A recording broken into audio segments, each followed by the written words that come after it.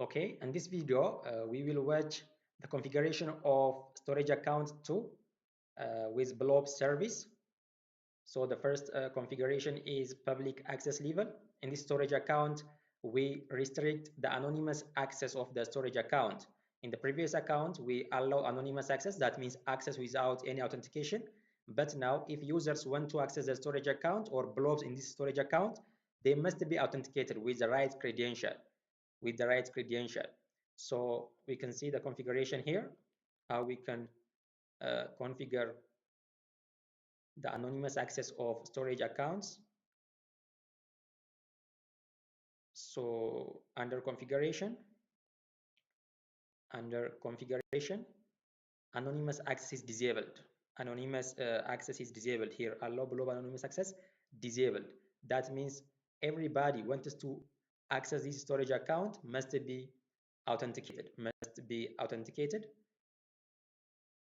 So here we can see the access level. It's private. No anonymous access.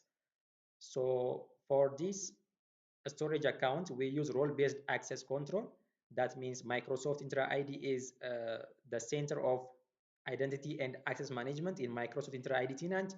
So role-based access control is under Microsoft Entra ID to give roles for users. In our case, we give reader role for user, and that user is able to access the storage account. As we see in the diagram representation, this user is reader role. This user has reader role, so he has able to access the storage account, but this user doesn't have the role to access, so she will be restricted to access this storage account. So we can see the configuration. Uh, we can see the configuration here. Okay, under storage account, sorry. So we can give here in identity and access management, we can give the role. So I have already given the role for reader role for the user called Abel here. Now he is able to access blobs in that storage account because I assigned him for storage data blob reader role. So because of this role, he is able to read blobs under this storage account, but other users can't access this storage account. Other users can't access this storage account. Here he is Abel, a user in this Microsoft Entra ID tenant. Now he is able to read blobs in this storage account. When we try to other users, let's say Abdi, this is a user in this Microsoft Entra ID tenant, he will be unable to access the storage account.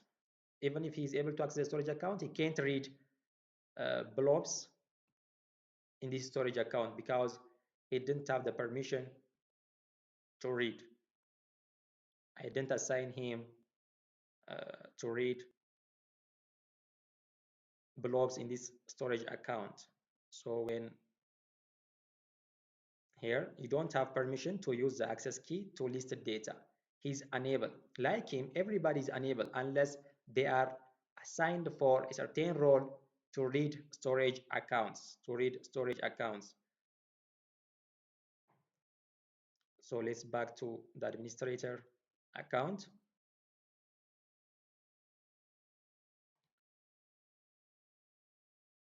Let's use the endpoint of the storage account or the blob to access that blob because we are disabled anonymous access.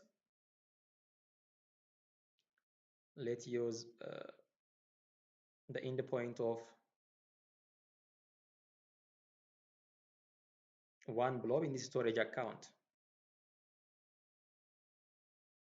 Obviously, they are unable to be accessed. When I use its endpoint, because anonymous access is disabled, let's browse its IP here. Public access not permitted. It's not accessible publicly. So in order to access this storage account, we must have the right uh, credential. The second, the third feature is security measure. We can keep data or blobs in storage account not to be deleted or modified by using immutability feature and soft delete.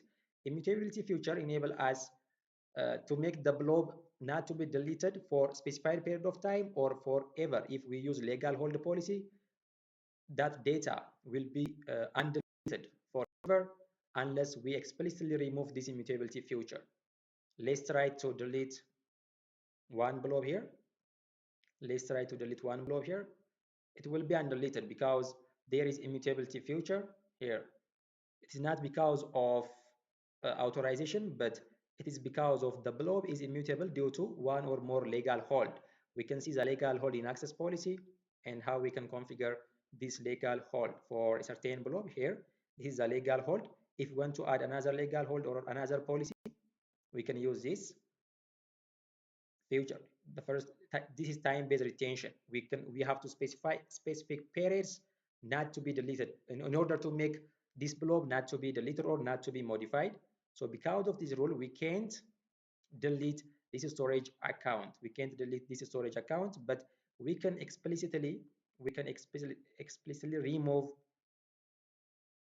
the legal hold policy. Then we are able to now delete the storage account. We are able to delete the blobs in this storage account. Now we are able to delete one blob here. We are able to delete here successfully deleted blobs after removing the immutability feature. But we have configured soft delete. We have configured soft delete. So these data will not be deleted permanently. Instead, they will remain undeleted in soft delete environment. They will remain undeleted in soft delete environment. We can undelete them before the expiration time reaches. We can undelete them before the expiration time reaches.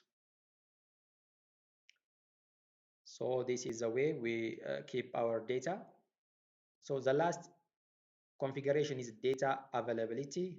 I use object replication to replicate blobs in the second or in the destination storage account.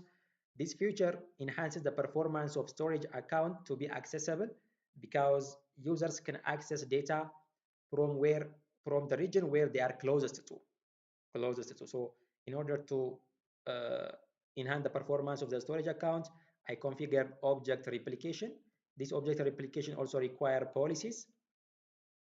So we can see the configured policy here in object replication page. Here storage 1 to K. In storage 1 to K, this is a destination account. When we upload uh, image or any type of blob in source container, it will automatically replicate it in this storage account, but it may require some time because the replication is asynchronous, not synchronous replication. It may take some time, but we can see the background process using CLI. Let's upload one blob in the source container, and let's see whether it will be replicated in the second container or not. So let's say certain blob from,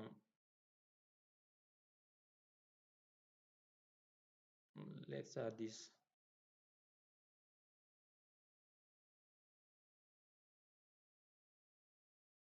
count case list dash dash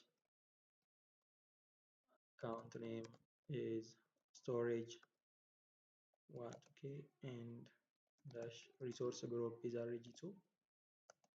So dash dash output table.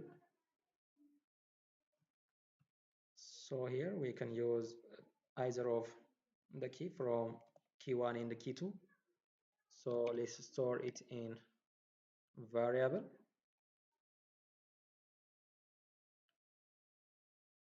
So now we can see the replication process. Okay.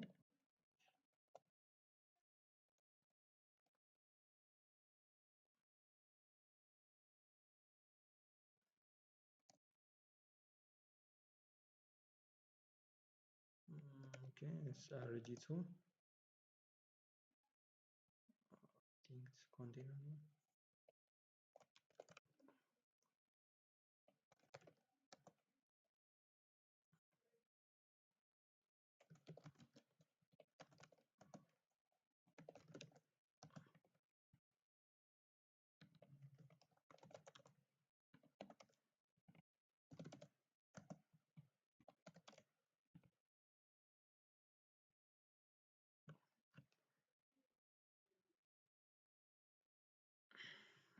We can only want to see the name of the blob. So the name here, storage PNG is replicated from source storage account to destination storage account. This is how object replication works. So anybody can access this blob from not the source destination, but from the destination account, not from the source storage, but from the destination account.